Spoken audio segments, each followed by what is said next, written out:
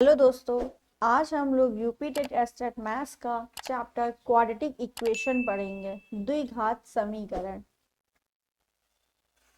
इसे हिंदी में द्विघात समीकरण कहते हैं।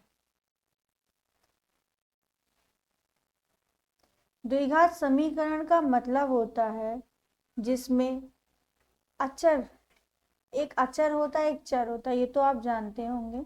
चर का मतलब ये जो हमारे एक्स वाई जेड होते हैं, और अचर का मतलब जो हमारी वैल्यू फिक्स होती, जैसे ए बी सी डी। ठीक है, to A B C D, 2 3 4, ये सारे हमारे क्या होते हैं? अचर होते हैं। ठीक, द्विघात समीकरण का represent a x square plus b x plus c, यानी जिसकी मैक्सिमम घात 2 है, वही हमारी द्विघात समीकरण है। नाम से ही पता चल रहा है, जिसकी 2 घात हो उसे हम द्विघात समीकरण कहेंगे। ठीक है, तो ये इसका रिप्रेजेंटेशन होता है। बाकी अगर इसकी पावर x की पावर क्यूब हो गई, एक सिंपल क्वेश्चन आपके पास आता है, द्विघात समीकरण को पहचानिए, तो क्या ये द्विघात समीकरण है? नहीं है, क्योंकि इसकी मैक्सिमम पावर 3 हो गई, ये त्रिघात समीकरण हो गई। ठीक है, मैक्सिमम पावर आपकी 2 ही होनी चाहिए, कम हो सकती है लेकिन मैक्सिमम पावर 2 होनी चाहिए। ठीक है, नेक्स्ट। अब द्विघात समीकरण सॉल्व करने के लिए आपके पास 2 मेथड, वैसे तो 3 मेथड है, लेकिन हमें कंपटीशन के हिसाब से पढ़ना है, तो दूसरा एक मेथड बिल्कुल यूज करने लायक नहीं है। एक है गुणनखंड विधि, गुणनखंड विधि। दूसरा है स्क्वायर रूट मेथड, यानी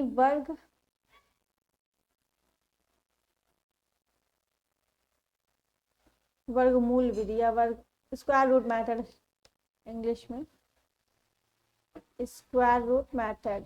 ठीक है, वर्गमूल विधि, स्क्वायर रूट मेथड। थर्ड है आपका श्रीधराचार्य का फॉर्मूला है, श्रीधराचार्य विधि। आइए सबसे पहले हम पढ़ते हैं अपनी गुणनखंड विधि में कैसे क्या होता है। ठीक है, गुणनखंड विधि, इसमें सबसे पहले आपको क्या करना है, 3 स्टेप है, बस वो आप याद रखिए, आराम से आपका सवाल हो जाएगा इजीली। ठीक है, ये देखिए, मान लीजिए आपके पास representation a x square plus b x plus c है। पहले ही बता चुके, यही रिप्रेजेंटेशन फॉलो करेगा यहाँ पे। ठीक, आपको कांस्टेंट वाले टर्म को, यानी सी को एक्स स्क्वायर के ए वाले से मल्टीप्लाई करना है। ठीक है, मल्टीप्लाई करना, तो यहाँ पे अगर कंपैरिजन करें हम, ए x square plus b x plus सी, तो सी की जगह 4 है, बी की जगह भी 4 है, ए की जगह 1 है, कुछ नहीं है तो 1 है। ठीक, तो हमने कहा पहले सी को ए से मल्टीप्लाई करिए, यानी कांस्टेंट वाले टर्म को एक 1 से मल्टीप्लाई करिए। कितना आएगा? 4 1 सा 4 आएगा। अब जो आपने मल्टीप्लाई किया है उसका एलसीएम लीजिए, 4 का एलसीएम लेंगे, 2 2 सा 4, 2 1 सा 2। ठीक, उसके बाद आपको देखना है आपके पास यहाँ कांस्टेंट टर्म के पास कौन सा साइन है। कौन सा साइन है? पॉजिटिव साइन है, यानी प्लस करने पे आपको 4 लाना है, प्लस करने पे 4 लाना है। 2 और 2, यहाँ पे 2 ही चीजें हैं, तो 2 + 2 करेंगे 4 भी आ जाएगा, और मल्टीप्लाई करने पे जो आपका यहाँ था, यानी ये भी आना चाहिए, तो 2 2 सा 4, और 2 + 2 भी 4 हो जाएगा। बस हमारी कंडीशन फॉलो हो गई। कंडीशन क्या है हमारी? जो हम गुणनखंड ये तोड़ रहे हैं, इनका मल्टीप्लिकेशन यही वापस आना चाहिए, और इनका एडिशन ये आना चाहिए। ठीक है, और एडिशन से आएगा या सब्ट्रैक्शन से, ये साइन ये बताएगा। ठीक है, समझिए फिर से, x square plus 4x plus 4 is equal to 0। X square plus 4x को हम लिख सकते हैं 2 plus 2x plus 4 is equal to 0। X square plus 2x bracket खोलेंगे 2x plus 4 is equal to 0। अब इन दोनों में कुछ कॉमन होगा, कॉमन ले लीजिए। इसमें x कॉमन है, x प्लस 2 को लिख दिया। इसमें क्या कॉमन है, 2 कॉमन है क्योंकि 2 के टेबल में 4 आ जाएगा। x तो ले नहीं सकते क्योंकि इसके पास है, इसके पास नहीं है। x प्लस 2, ठीक। यहाँ पे आके हमें रुक जाना है। एक और बात, अगर आपका दोनों ब्रैकेट के अंदर वैल्यू सेम आ रही है तो आपका क्वेश्चन सही है। अगर सेम नहीं आ रही है ब्रैकेट के अंदर, इसका मतलब यही है कि आपने कहीं ना कहीं गलती की है, ठीक है। सेम आना फिक्स है, ये तय है बिल्कुल, ठीक है। तो जो दो ब्रैकेट में सेम सेम आया उनको एक साथ, ठीक। और जो ये बाहर वाला था ये वाला, इसको एक साथ, ठीक। अब एक बार इसको इक्वल टू 0 भेजेंगे, एक बार इसको इक्वल टू 0 भेजेंगे, तो x plus 2 is equal to 0 भेजेंगे तो x बराबर -2। ऐसे इसको भेजेंगे तो x बराबर -2, यानी x के रूट कितने आ गए आपके, 2 आए हैं। वो भी कौन कौन से, -2 -2। क्लियर। अभी और समझिए, जिसने पहली बार पढ़ा उसको एक बार में नहीं समझ आएगा। ये क्वेश्चन देखिए, सबसे पहले क्या बताया हमने, इसको मल्टीप्लाई करिए। तो 26 को आप 2 से मल्टीप्लाई करेंगे, 6 2 ज़ा 12, कैरी गया 1, 2 1 ज़ा 2, सॉरी 2 2 ज़ा 4, 4 1 5, कितना आया 52, ठीक। मल्टीप्लाई करने के बाद जो आएगा उसका एलसीएम लीजिए, जो आएगा उसका एलसीएम, 52 का एलसीएम लेंगे। 2 2 ज़ा 4, 2 6 ज़ा 12, 2 1 ज़ा 2, 2 3 ज़ा 6, 13 1 ज़ा 13, ठीक है। अब आपको माइनस करने पे 9 लाना है, माइनस करने पे 9 लाना है। तो यहाँ देखिए 13 2 ज़ा 26 हो जाएगा, 26 में से 2 जाएगा तो 9 तो नहीं आएगा, ठीक। यहाँ देख, अगर हम ये कर ले 2 2 ज़ा 4 और ये 13, तो 13 माइनस 4 कर लेंगे तो आपका 9 आ जाएगा, ठीक। एक कंडीशन फॉलो करके कि माइनस करने पे 9 आ गया। क्या मल्टीप्लाई करने पे 52 आ रहा है, 13 जो 13 26, 33 39, 34 ज़ा 52, मल्टीप्लाई करने पे 52 भी आ रहा। हमारी दोनों कंडीशन फॉलो हो गई, ठीक है। आगे 2x स्क्वायर माइनस, अब 9 की जगह पे हम क्या लिख दे, 13 माइनस 4, क्योंकि 9 आ जाएगा आराम से हमारा। x ऐसे ही, बाकी सारा कुछ वैसे ही लिख देना है। 2x square minus 13x, minus अंदर बाहर है और ब्रैकेट के अंदर जाएगा तो क्या कर देता है, निशान बदल देता है, 4x minus 26 is equal to 0। इन दोनों में कुछ कॉमन है, सिर्फ x कॉमन है, 2 कॉमन ले नहीं सकते क्योंकि 2 के टेबल में 13 थोड़ी आता है। x कॉमन है, 2x माइनस 13, इसमें क्या कॉमन है, प्लस इसमें 2 कॉमन है, 2 कॉमन है x, सॉरी 2x माइनस, अब ये कॉमन ले लिया तो 2 2 ज़ा 4 बचेगा। यहाँ पे कितना बचेगा, 2 को इससे डिवाइड कर दिए, 2 1 ज़ा 2, 2 3 ज़ा 6 इज इक्वल टू 0। देखिए दोनों ब्रैकेट में मेरा सेम आया है ना, इसका मतलब हमने सही किया है। 2, अब दोनों ब्रैकेट में जो सेम है उसको एक ब्रैकेट में, और जो सेम नहीं है यानी जो बाहर है ब्रैकेट के उसको एक ब्रैकेट में लिख लिया। ये आपका गुणनखंड हुआ। अब अगर इसकी वैल्यू पूछी x की कितनी है तो एक बार इसको इक्वल टू 0 भेजिए, 2x minus 13 is equal to 0, multiply में है ना इसलिए चला जाएगा। तो 2x is equal to 13, x is equal to 13/2। ऐसे ही आप x प्लस 2 को भेजिए is equal to 0, x is equal to -2, तो आपकी दो वैल्यू आई हैं, x इज इक्वल टू 13/2 और x इज इक्वल टू -2। यह आपका गुणनखंड विधि थी। आई होप आप लोगों को समझ में आया होगा। अगर वीडियो अच्छी लग रही है तो लाइक, सब्सक्राइब और शेयर कीजिए। नेक्स्ट विधि हमने बताई थी श्रीधराचार्य विधि। कभी कभी क्या होता है फ्रैक्शन करने में, यानी ये एलसीएम करके हमें रूट्स बनाने में बड़ी दिक्कत हो जाती, बनते नहीं है जल्दी से, ठीक है। तो उसके लिए ये मेथड है, जब जल्दी से ना बने तो इससे यूज कर सकते हैं आप आराम से। आंसर में कोई डिफरेंट नहीं है, सब सेम आएगा, ठीक है।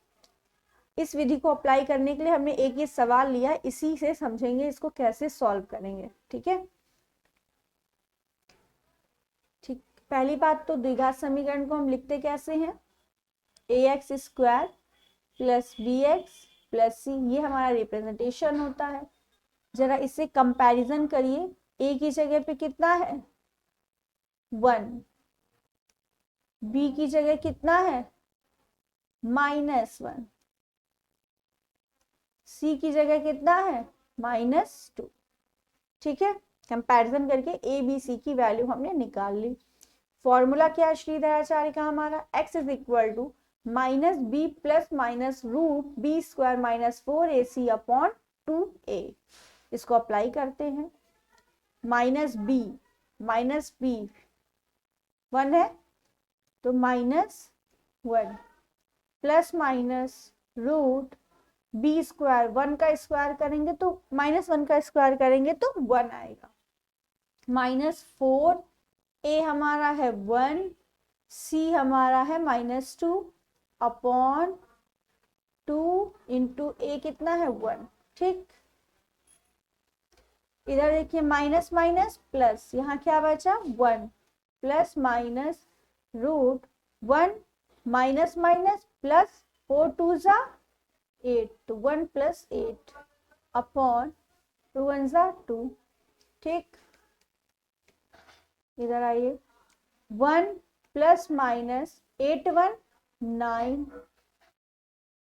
Upon 2 is equal to 1 plus minus 3/2, ये आया, ठीक। अब इसमें से दो साइन है ना प्लस माइनस, इसका मतलब है एक बार आपको प्लस लेके सॉल्व करना है और एक बार माइनस लेके सॉल्व करना है। तो एक बार हम प्लस लेके सॉल्व करेंगे तो 1 प्लस 3/2 इज इक्वल टू 4/2, 2 1 जा 2, 2 2 जा 4, यानी कितना आया 2 आंसर आया। एक बार हम माइनस लेके बात करेंगे, 1 minus 3 upon 2 is equal to -2/2, divide करेंगे कितना आएगा 1, यानी -1। तो हमारे रूट कौन कौन से आए 2 और -1, ठीक है। यानी इस इक्वेशन के जो रूट्स हैं 2 और -1 है, ठीक है। एक और बात, जितनी पावर होती है उतने उसके रूट्स आते हैं। अगर यहाँ पावर 3 होती तो 3 रूट्स आते, 4 होती तो 4 आते, 2 है तो 2 रूट्स आए, ठीक है। ये आपकी दो विधियां मैंने बताई हैं, ठीक। आई होप आप लोगों को समझ में आया होगा। नेक्स्ट इसी से रिलेटेड कुछ चीजें हैं वो हम आपको बता रहे हैं, एग्जाम में अक्सर पूछी जाती हैं। यदि गुणनखंड के मूल अल्फा और बीटा है तब क्या होगा। अगर मूल आपके, यही जो आपने x और y की वैल्यू निकाली x की, यही आपके मूल कहलाते हैं, ठीक है। मूल को हम इंग्लिश में रूट्स बोलते हैं, ठीक है।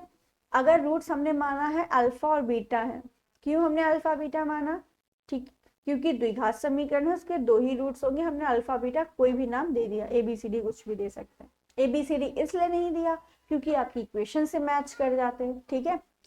अल्फा और बीटा मान लिया तो फॉर्मूला होता है alpha plus beta is equal to -b/a और alpha into beta is equal to c/a। ये आपके दोनों फॉर्मूले हैं, मोस्ट इंपॉर्टेंट फॉर्मूला है ये, याद रखिएगा, ठीक है। अब इस क्वेश्चन करवाएंगे इससे। सेकेंड पॉइंट याद आपको क्या रखना है, यदि मूल दिए हुए हैं यानी अल्फा और बीटा आपको दिया हुआ है, आपको समीकरण बनाना है, ठीक है। अभी पहले क्या था, हमें समीकरण मिल रहा था तब हम सॉल्व करके मूल निकाल रहे थे। अब क्या होगा, हमें मूल दिए जाएंगे और समीकरण बनाना होगा। तो समीकरण बनाने के लिए फॉर्मूला होता है x square minus alpha plus beta into x plus alpha into beta is equal to 0। ये आपका समीकरण बनाने के लिए फॉर्मूला होता है, ठीक है। उसके बाद नेक्स्ट टॉपिक है डिस्क्रीमेंट। डिस्क्रीमेंट इसको इंग्लिश हिंदी में बोलते हैं विवितकर। विवितकर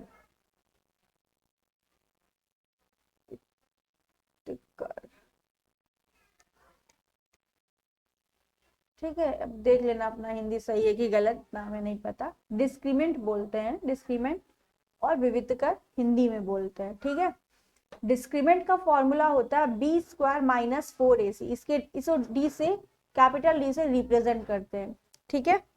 D is equal to B square minus 4ac, ठीक, ये फॉर्मूला होता है। अगर ये डी यानी इसकी वैल्यू इक्वल टू 0 आ गई, सॉल्व किया हमने, इक्वल टू 0 आ गई। अगर 0 आ रही है इसका मतलब जो आपके पास रूट है अल्फा और बीटा वो कैसे होंगे, सेम होंगे। सेम का मतलब अगर x बराबर इसका 2 आ रहा है तो x बराबर दूसरे वाले का भी 2 ही रूट निकलेगा, जैसे कि हमने फर्स्ट क्वेश्चन में किया था। आप वीडियो पीछे करके देख सकते हैं। 4 आए थे हमारे रूट्स, 2 आए थे, और रियल आए थे। रियल का मतलब तो जानते ही है, 1 2 3 4 5 6, है ना। निगेटिव भी हो सकता है, पॉजिटिव भी हो सकता है, ठीक। ये कब आएगा, जब ये root d is equal to 0 आ जाएगा तब। अब अगर डिस्क्रीमेंट की वैल्यू मान लीजिए ज्यादा आ गई, 0 से बड़ी आ गई, यानी 4,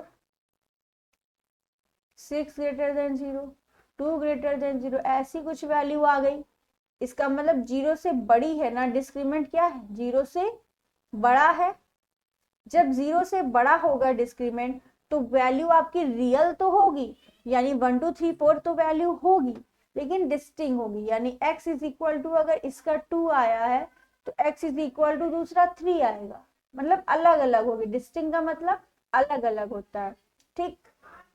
अब अगर ऐसा केस बन गया d इज इक्वल टू 0, यानी d भाई 0 से कब ये छोटा हो सकता, जब वैल्यू निगेटिव हो तभी तो 0 होगा। अब अगर ये निगेटिव हो गया d तो आपकी वैल्यू कैसी आ जाएगी, इमेजिनरी, यानी नॉन रियल। नॉन रियल कहने का मतलब है रूट के नॉन रियल क्यों आती है ये भी बताते हैं आपको। आपने भी श्रीधराचार्य का फॉर्मूला पढ़ा, ये देखिए बी स्क्वायर माइनस 4ac, यही तो हमारा डिस्क्रीमेंट है ना। अगर इसकी वैल्यू 0 से छोटी यानी निगेटिव हो जाएगी तो रूट के अंदर -1 आ जाएगा। और सबसे पहले या दूसरी वीडियो में हमने डिस्कस किया था, अगर रूट के अंदर निगेटिव वैल्यू आ जाए तो वो नंबर कैसा हो जाता है, इमेजिनरी नंबर हो जाता है, यानी नॉन रियल। इसको हम आई से डिनोट करते हैं, है ना, ये हम बता चुके हैं, क्लियर।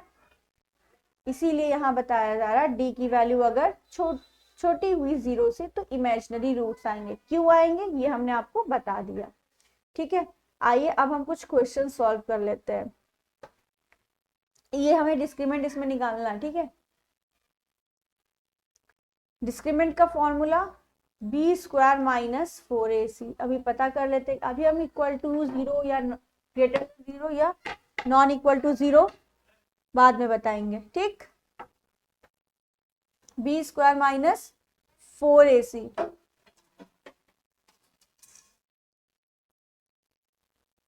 यहां से कंपेयर करिए, a is equal to 3, b is equal to -5, c is equal to 2, ठीक।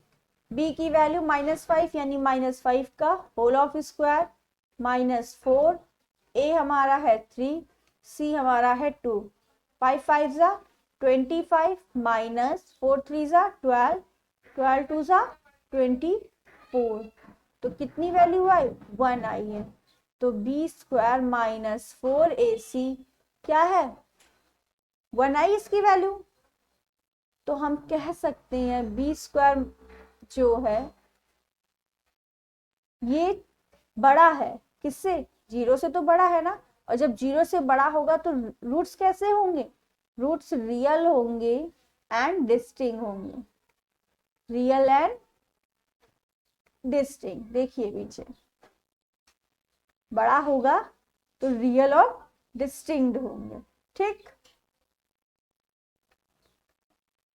नेक्स्ट देखिए यहाँ पे a इज इक्वल टू, अब ABCD तो निकालना समझ में आ गया, और इसके पास कुछ नहीं तो क्या होगा, 1 होगा। a is equal to 1, b is equal to 1, c भी क्या है आपका 1 है, तो b square minus 4ac, b square यानी 1 का स्क्वायर, 1 का स्क्वायर 1 ही होता है, माइनस 4a भी 1 है और c भी 1 है, 1 का स्क्वायर 1, माइनस 4 1 जा 4, 4 1 जा 4, 4 ही आएगा।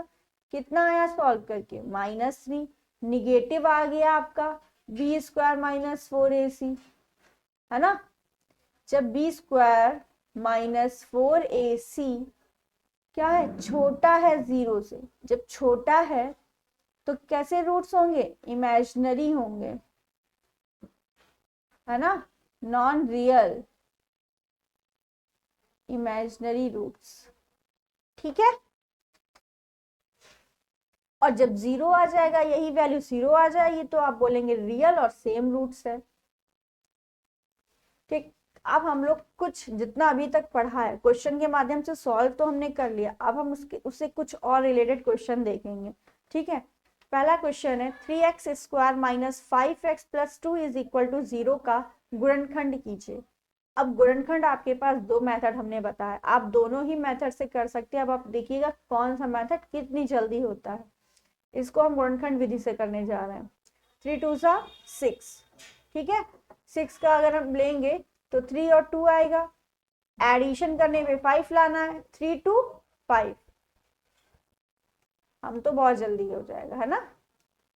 तो 5 की जगह पे क्या तोड़ सकते, 3 + 2 x + 2 is equal to 0, 3x square minus 3x plus क्यों, माइनस अंदर जाएगा माइनस कर देगा, 2x + 2 इज इक्वल टू 0, दोनों में क्या common, 3 common, x common, x -1 बचेगा, यहाँ पे दोनों में 2 कॉमन, x -1 बचेगा। देखिए दोनों ब्रैकेट में सेम आ गया, मतलब हम सही कर रहे हैं।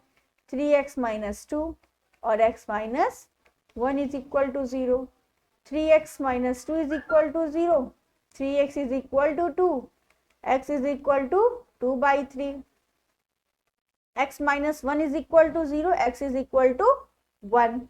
ये आपकी दो वैल्यू आ गई x की। ठीक, अब एक बार हम इसको श्रीधराचार्य विधि से करते हैं। a इज इक्वल टू 3, यहाँ पे समझ में आया था या नहीं आया था, कुछ नहीं किया था हमने, पहले मल्टीप्लाई किया, 6 आया बेटा, और 6 से 6 का एलसीएम लिया, 2 3 जा 6, 3 1 जा 3, तो इसमें फैक्टर सोचने की जरूरत ही नहीं थी, क्योंकि दो ही चीजें हैं, यानी दो ही चीजों से फैक्टर बनेगा। जब बड़ा नंबर होता है तब हमें ज्यादा सोचने की जरूरत होती है। ठीक है, सेकेंड मेथड देखिए, a is equal to 3, b is equal to -5,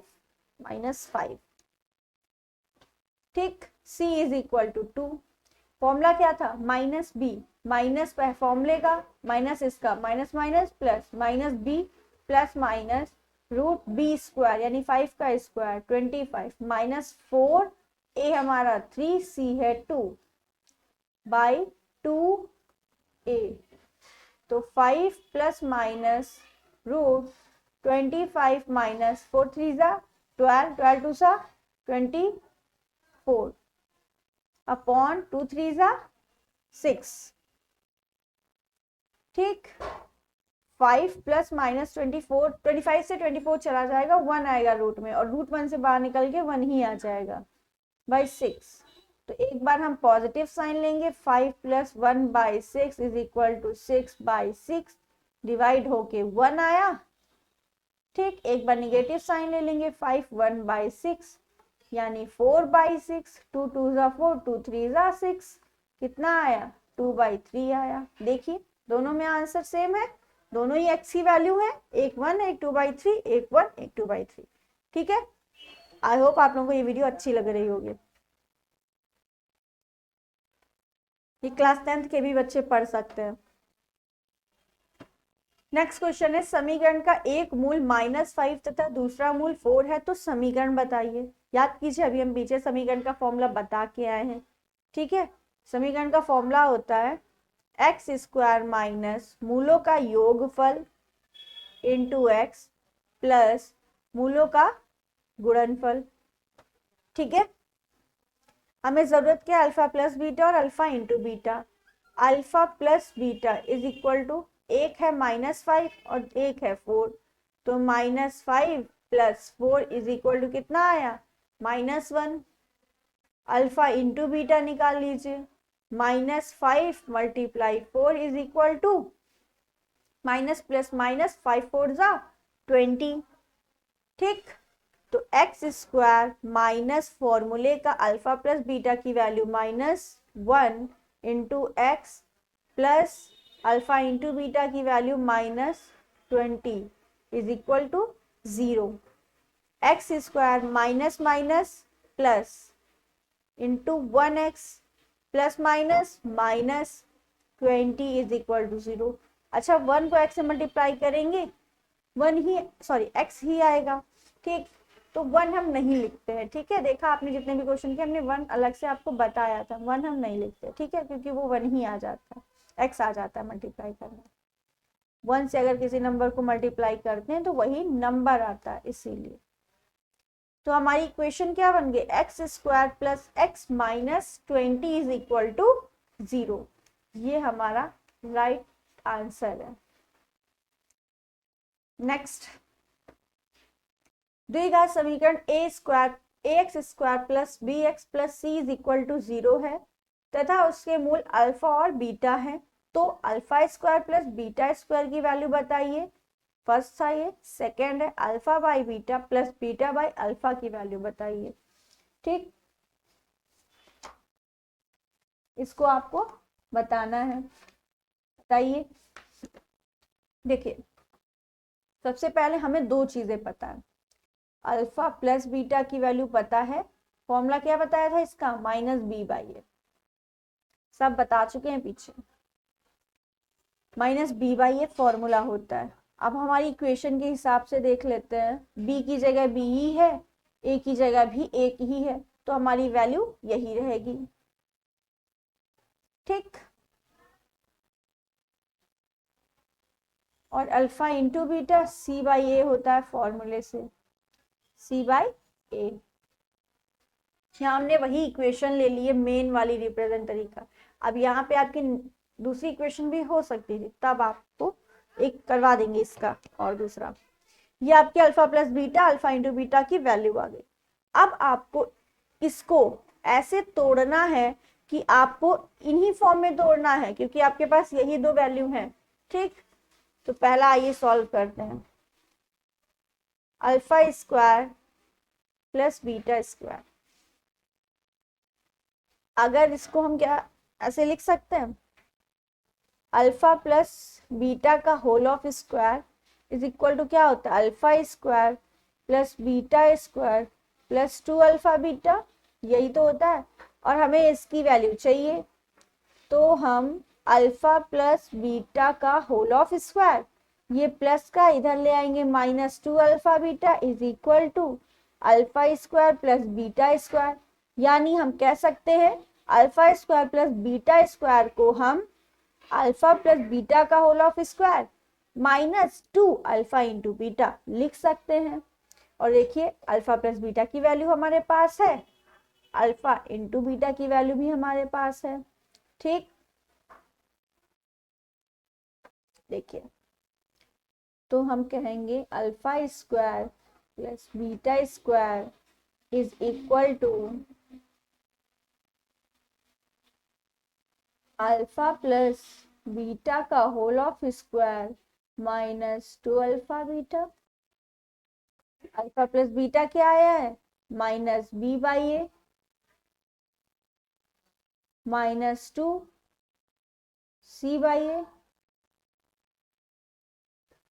minus का स्क्वायर प्लस हो जाएगा, b का स्क्वायर b स्क्वायर, a का स्क्वायर a, -2 c/a। एलसीएम ले लेते हैं, ए स्क्वायर एलसीएम आएगा बी स्क्वायर, ठीक, माइनस इधर एक ए बचेगा 2ca, ये हमारा आंसर आ जाएगा। और कुछ तो इसमें हो ही नहीं सकता ना, बस यही हमारा क्या है आंसर है, b square minus 2ca upon a square. इसका नेक्स्ट पार्ट नेक्स्ट पेज पे करते हैं। नेक्स्ट पेज पे दूसरा क्वेश्चन है, न्यू पेज लेते हैं। नेक्स्ट पार्ट हमारा था beta by alpha is sorry plus alpha by beta, alpha by beta दोनों चीज एक ही है, प्लस में है तो आगे पीछे लिख सकते हैं, ठीक है। इसको सॉल्व करते हैं, अपने फॉर्म में लाते हैं इसको। एलसीएम ले लेते हैं, अल्फा बीटा एलसीएम, तो ऊपर जाएगा beta square plus alpha square, यानी alpha square plus beta square by alpha into beta.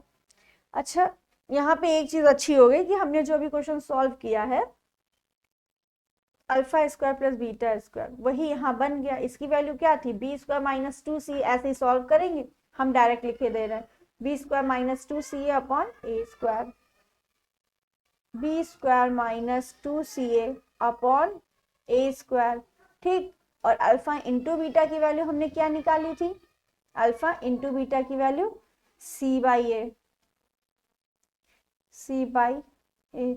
अब ये ऊपर मल्टीप्लाई, ये इससे मल्टीप्लाई हो जाएगा, तो b square minus 2ca into a upon c a square, ए से ए कैंसिल हो जाएगा, आंसर आ जाएगा b square minus 2ca upon a c, ठीक है।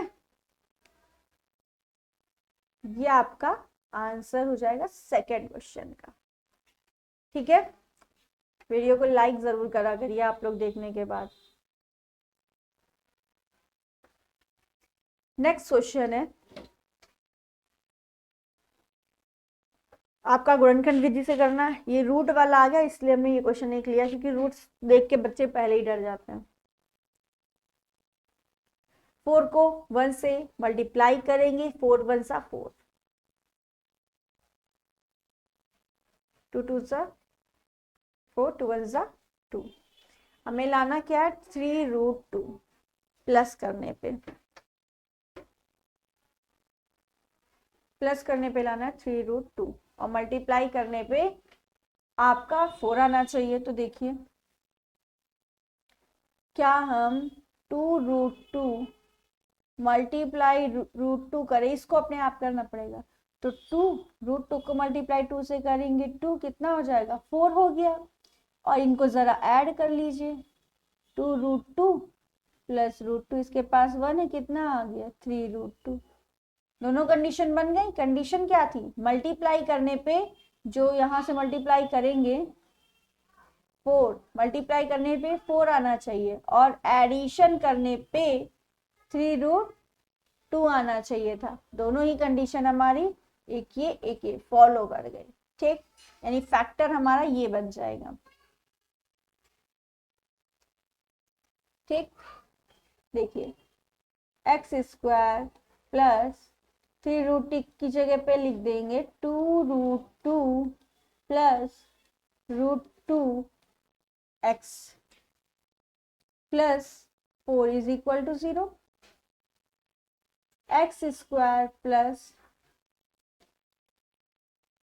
गुणनखंड करने को कहा, वैल्यू निकालने को कहा नहीं, तो हम वैल्यू नहीं निकालें, जब बोलेगा तो निकाल सकते हैं। अब ब्रैकेट हम अपना खोल देते हैं, 2√2x plus √2x plus 4 x square plus, अब बताइए इन दोनों में कॉमन क्या है, कुछ कॉमन नहीं, एक्स ही कॉमन है, एक्स प्लस 2√2। इसमें क्या कॉमन लें, जो हमारा यही चीज जो लिखी है अंदर ब्रैकेट के अंदर सेम आना चाहिए, ये याद रखिएगा। तो हम अगर √2 इसमें से कॉमन ले लें, अंदर x बचा, क्या 4 को हम क्या लिख सकते हैं, 4 को 4 को 2 इंटू 2, ठीक। एक 2 को ऐसे ही लिखा रहने दीजिए, एक 2 को हम लिख सकते हैं 2√2 लिख सकते हैं, उसमें से एक √2 बाहर हो गया तो अंदर क्या बचा 2√2, यही तो बचा 2√2। देखिए दोनों ब्रैकेट में सेम आ गया, एक ब्रैकेट का एक में सेम वाला, बाहर वाला अलग, बस ये हमारा गुणनखंड आ गया। यहीं पे अगर वैल्यू कहता हमसे निकालने के लिए तो हम इक्वल टू 0 करके वैल्यू आराम से निकाल सकते थे, ठीक। कोई डाउट है कमेंट सेक्शन में आप बता सकते हैं, ठीक है। और पिछली वीडियो देखने के लिए नीचे डिस्क्रिप्शन बॉक्स में लिंक दिया हुआ है, वहां से आप देख सकते हैं। 5th नंबर क्वेश्चन, ये लास्ट क्वेश्चन आपका है, 3x² और इम्पोर्टेंट क्वेश्चन है, यूपी टेट के लिए तो खासकर इम्पोर्टेंट है। 3x² minus 4x plus p is equal to 0, p का मान ज्ञात कीजिए जब मूल समान तथा वास्तविक हो। अच्छा, पहले कंडीशन याद करिए, कंडीशन याद करिए मूल समान तथा वास्तविक के लिए हमने कहा था d इज इक्वल टू 0 होगा, d मतलब b² minus 4ac is equal to 0, ठीक। अब यहां से वैल्यू निकालिए, a is equal to 3, b is equal to -4 और c is equal to, c की जगह p दिया हुआ, आपको इसी p की वैल्यू निकालनी है, ठीक। b² -4 का स्क्वायर -4, a हमारा है 3, c हमारा है p इज इक्वल टू 0, 4 4 जा 16 -4 3 जा 12, p is equal to 0, 16 is equal to 12p, ठीक है। तो p इज इक्वल टू कितना आ जाएगा 16/12, 4 4 जा 16, 4 3 जा 12, यानी p की वैल्यू कितनी आ गई 4/3, p इज इक्वल टू 4/3, ठीक है। यानी यहाँ पे क्या होगा 4/3 होगा, ठीक। आई होप आप लोगों को ये वीडियो पसंद आई होगी, लाइक कीजिए, शेयर करिए, सब्सक्राइब करिए और नीचे अगली वीडियो पाने के लिए नीचे डिस्क्रिप्शन बॉक्स में लिंक दिया हुआ है, उस वहां से आप वीडियो देख सकते हैं। Okay, thank you.